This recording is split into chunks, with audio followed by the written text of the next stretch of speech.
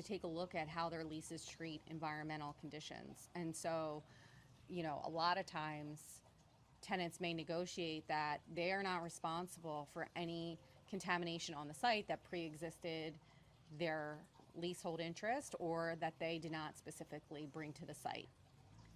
And so there goes the question of how do you prove who brought the PFAS to the site? Right. And in a lot of circumstances, it's going to be challenging for determining that, and it may fall onto the landlord.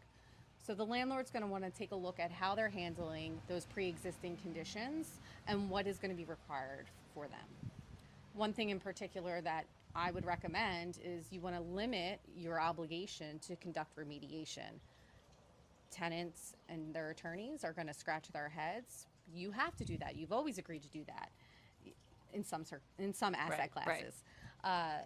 So there needs to be a negotiation. This is where I see this going, is that there will be a negotiation of to what degree, maybe a dollar amount of what would need to be done by a landlord before they can wash their hands of it and say, look, this isn't going to work. There needs to be a cost-benefit analysis. I know no one wants to hear this, but you need to have a fail-safe and just can't have an open-ended, we'll agree to remediate. There needs to be some parameters built around